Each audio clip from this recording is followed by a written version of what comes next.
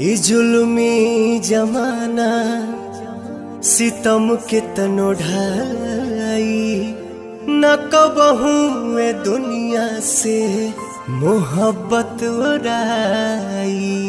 और जब रोग हो जे जानी उजानी कदर बेकदर के समझ में न आए।